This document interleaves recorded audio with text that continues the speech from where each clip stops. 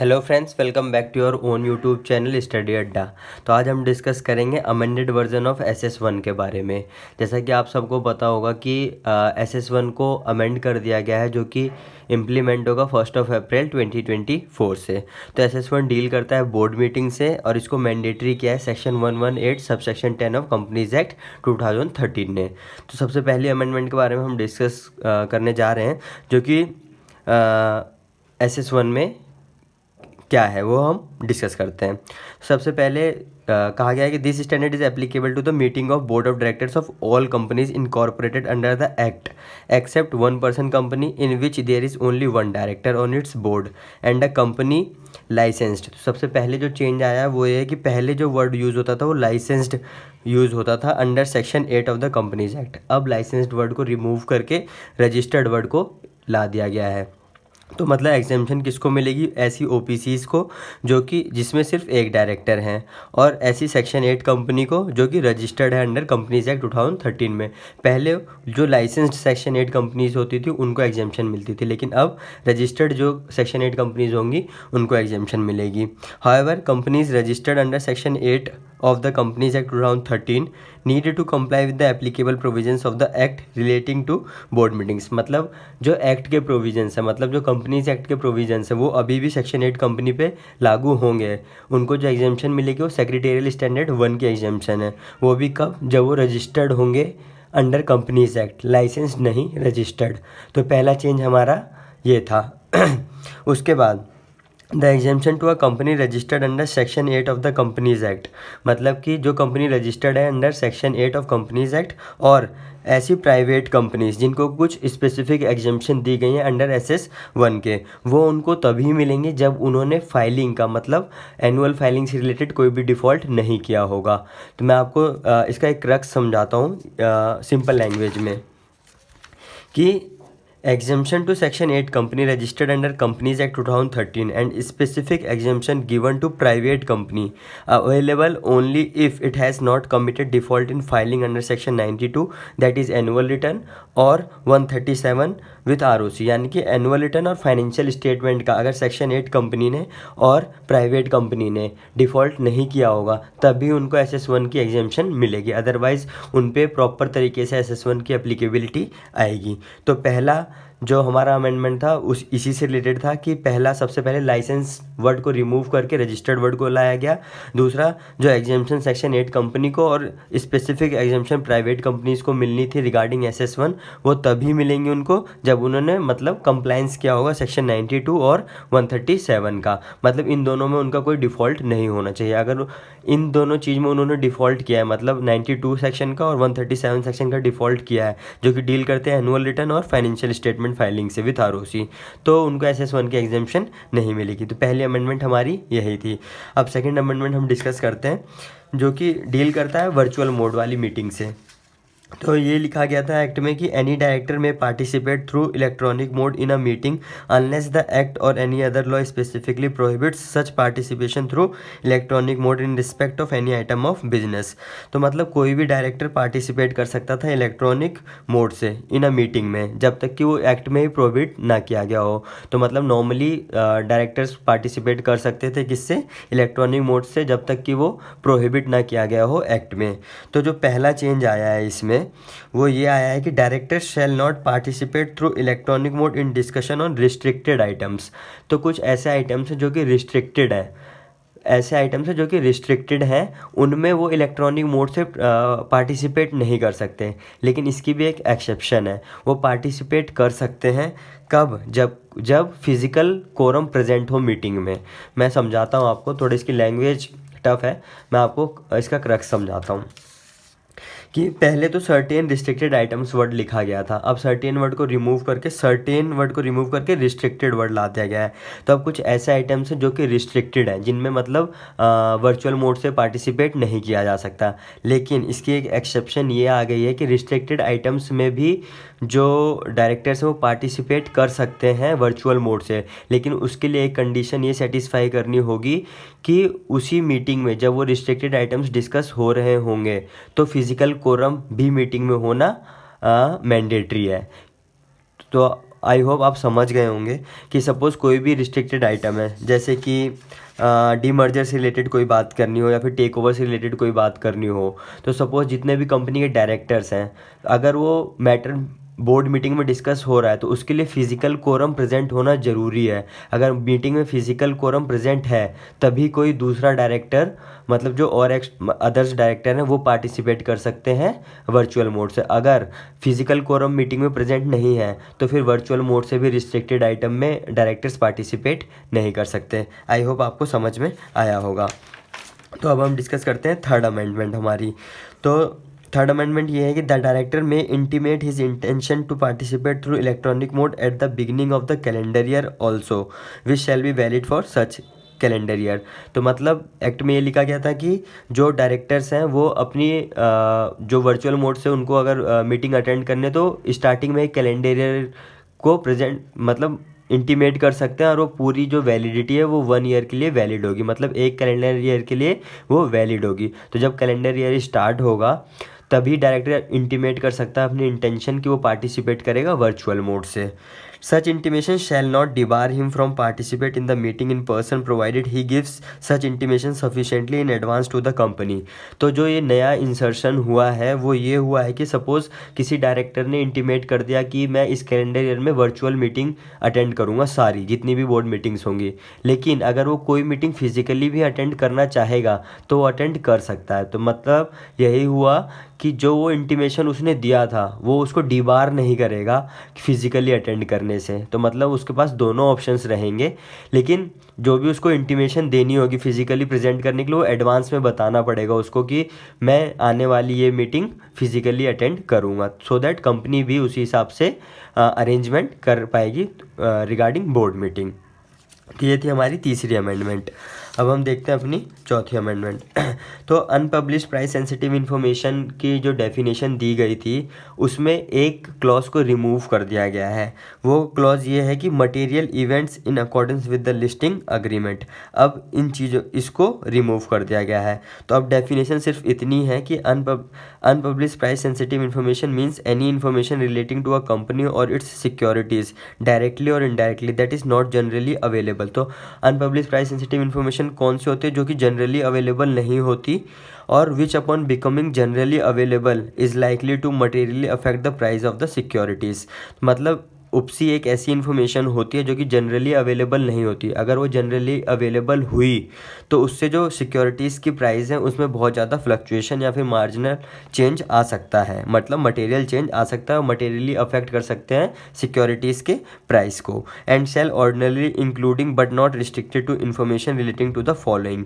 मतलब ये इन्फॉर्मेशन ऐसा हो सकती हैं कौन कौन सी, मतलब रिस्ट्रिक्टेड नहीं है, ये कुछ आइटम्स हैं जो कि उन्होंने बताया है। फाइनेंशियल रिजल्ट से रिलेटेड कोई इन्फॉर्मेशन है, डिविडेंड से related, change in capital structure, merger D merger acquisition delisting disposal and expansion of business and such other transaction and change in KMP। पहले ये क्लॉज भी हुआ करता था material events in accordance with the listing agreement, अब इसको remove कर दिया गया है। तो ये चेंज भी आया है regarding unpublished price sensitive information. उसके बाद नेक्स्ट अमेंडमेंट है the company shall hold first meeting of its board within 30 days of the date of incorporation. It shall be sufficient if subsequent meetings are held with a maximum interval of 120 days between any 2 consecutive meetings. तो ये तो हमारा पुराना ही law है कि मतलब एक company जो अपनी फर्स्ट बोर्ड मीटिंग है वो उसको 30 days ऑफ इनकॉर्पोरेशन में करना होता है, क्योंकि उनको ऑडिटर्स वगैरह अपॉइंट करने होते हैं, तो इसलिए मतलब 30 days के अंदर अंदर इनकॉर्पोरेशन की मीटिंग होनी होती है। लेकिन जो अमेंडमेंट आया है वो with respect to private companies से रिलेटेड आया है। तो आइए हम देखते हैं प्राइवेट कंपनी जो कि स्पेसिफिकली स्टार्टअप कंपनी है। तो further it shall be sufficient if 1 person company, small company, dormant company और private company which is recognised as startup holding. तो मतलब holding 1 meeting of the board in each half of calendar year and the gap between of the 2 meetings of the board is not less than 90 days। पहले मतलब यहाँ पर सिर्फ 1 person company, small company और dormant company के लिए ही ये exception होती थी कि वो सिर्फ 2 बोर्ड मीटिंग कर सकते हैं पूरे ईयर में। लेकिन अब इसमें एक क्लॉज और ऐड हो गया प्राइवेट कंपनी जो कि स्टार्टअप, मतलब स्टार्टअप होनी चाहिए प्लस वो प्राइवेट कंपनी होनी चाहिए, तो उनको भी सिर्फ साल में 2 बोर्ड मीटिंग करनी है, ईच हाफ ईयर में एक, और जो गैप है वो 90 days का कम से कम होना चाहिए। तो मतलब 2 बोर्ड मीटिंग के बीच में 90 days का गैप होना चाहिए। तो और जो स्टार्टअप की definition department of promotion of industry and internal trade ministry of commerce and industry government of India में जो दी गई है स्टार्टअप उसी को कंसिडर किया जाएगा। ठीक है, तो ये थी हमारी नंबर ऑफ बोर्ड मीटिंग्स को लेके जो कि स्टार्टअप कंपनीज के लिए अमेंडमेंट थी। अब नेक्स्ट है हमारी मीटिंग ऑफ इंडिपेंडेंट डायरेक्टर्स को लेके। तो where a company is required to appoint independent director under the act, such independent directors shall hold at least one meeting in a financial year without attendance of non independent directors. तो पहले क्या था कि उनको एक मीटिंग मतलब at least once meet करना था मतलब, लेकिन अब वर्ड क्या कर दिया, मीट की जगह होल्ड कर दिया गया। मतलब director shall hold at least one meeting, पहले ये था कि एक बार मिलेंगे, लेकिन अब एक मीटिंग उनको होल्ड करनी है। पहले कैलेंडर ईयर वर्ड यूज़ हुआ था और अब वर्ड यूज़ हो रहा है फाइनेंशियल ईयर। तो मतलब उनको एक फाइनेंशियल ईयर में एक मीटिंग होल्ड करनी है, किसकी, इंडिपेंडेंट डायरेक्टर्स की, जिस कंपनी में एप्लीकेबिलिटी है इंडिपेंडेंट डायरेक्टर को अपॉइंट करने की। और उस मीटिंग में जितने भी नॉन इंडिपेंडेंट डायरेक्टर्स हैं वो प्रेजेंट नहीं होंगे। मतलब जो मीटिंग होगी वो सिर्फ इंडिपेंडेंट डायरेक्टर्स की ही होगी और वो एक फाइनेंशियल ईयर में एक मीटिंग होगी। पहले एक कैलेंडर ईयर में हुआ करती थी, अब फाइनेंशियल ईयर में होगी। तो आई होप आपको ये अमेंडमेंट भी समझ में आई होगी। अब हम बढ़ते हैं अपनी नेक्स्ट अमेंडमेंट की तरफ, जो कि बहुत ही सिंपल अमेंडमेंट है कि a director shall neither be reckoned for quorum nor shall be entitled to participate in respect of an item of business. मतलब जो भी इंटरेस्टेड डायरेक्टर्स थे वो पार्टिसिपेट नहीं कर सकते थे, लेकिन एक प्राइवेट कंपनी के लिए एक एक्सेप्शन थी कि अगर उन्होंने अपना डिस्क्लोजर ऑफ इंटरेस्ट दे दिया है तो वो पार्टिसिपेट कर सकते थे। तो लेकिन सिर्फ पार्टिसिपेट ही नहीं, अब अमेंड करके उसमें ये प्रोविज़न ला दिया गया है कि वो कोरम के लिए भी काउंट होंगे। तो पहले जो एक्सेप्शन थी वो सिर्फ पार्टिसिपेशन को लेके थी प्राइवेट कंपनीज़ के लिए, वो भी कब, जब वो अपना डिस्क्लोजर ऑफ इंटरेस्ट दे देते थे तब। अब क्या हुआ है कि वो कोरम के लिए भी माने जाएंगे और पार्टिसिपेट भी कर सकते हैं अगर उन्होंने डिस्क्लोजर ऑफ इंटरेस्ट अपना दे दिया तो। लेकिन ध्यान रखना ये सिर्फ प्राइवेट कंपनीज़ के लिए ही है। अब बढ़ते हैं हम अपनी नेक्स्ट अमेंडमेंट की तरफ। Directors participating through electronic mode in a meeting shall be counted for the purpose of quorum, except for restricted items in which quorum shall be ascertained on the basis of physical presence of directors। वही जो मैंने अभी आपको पिछली amendment में समझाया था कि जो डायरेक्टर है वो पार्टिसिपेट कर सकते हैं इलेक्ट्रॉनिक मोड से और वो कोरम के लिए काउंट भी होंगे, लेकिन सिर्फ उन आइटम्स के लिए जो कि restricted item, except for restricted items, मतलब रिस्ट्रिक्टेड आइटम्स के लिए वो काउंट नहीं होंगे। और उनके लिए कोरम कैसे डिसाइड होगा, उन रिस्ट्रिक्टेड आइटम्स के लिए कोरम डिसाइड होगा फिजिकल प्रेजेंस से। मतलब जब डायरेक्टर फिजिकली प्रेजेंट होंगे तभी कोरम को काउंट किया जाएगा। तो मतलब बाकी मैटर्स के लिए कोरम को इलेक्ट्रॉनिक मोड वाले डायरेक्टर्स को भी माना जाएगा, लेकिन जो रिस्ट्रिक्टेड आइटम्स हैं उनमें पहले यही देखा जाएगा कि फिजिकली जितने भी डायरेक्टर्स प्रेजेंट है अगर उनका कोरम पूरा हुआ तभी इलेक्ट्रॉनिक मोड से अदर डायरेक्टर्स पार्टिसिपेट कर सकते हैं।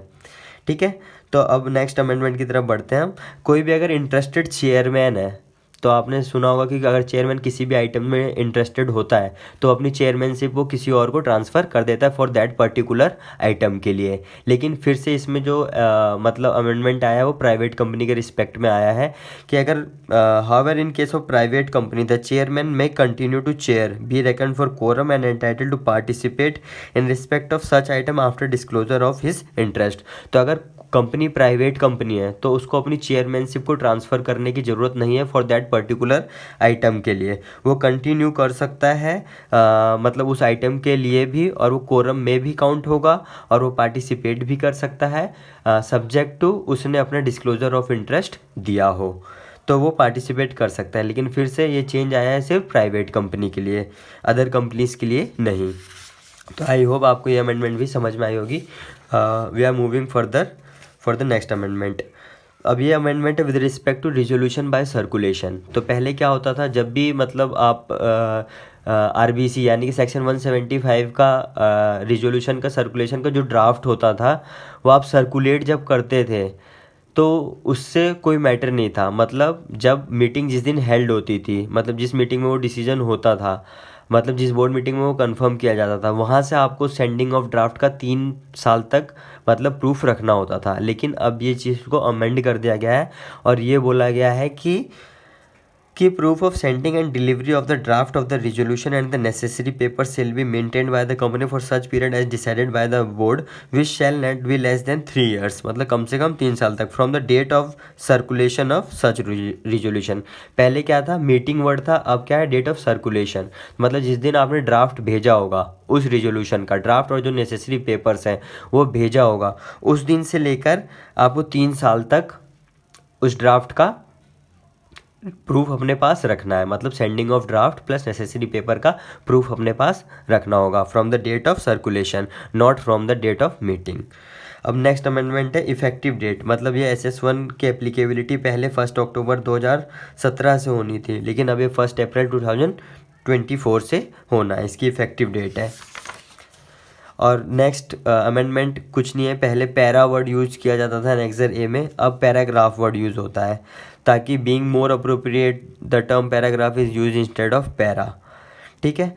और फिर उसका लास्ट अमेंडमेंट है हमारी, in case of a public company appointment of directors in casual vacancy subject to the provisions in the articles of the company to be subsequently approved in the immediate next general meeting.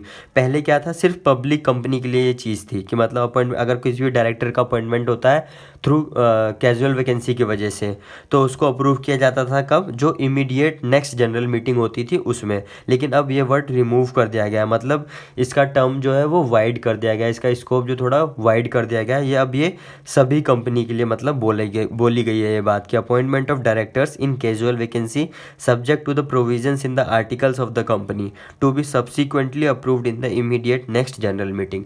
जो भी company की next general meeting होगी उसमें approve किया जाएगा जो भी casual vacancy से फुलफिलमेंट हुई है।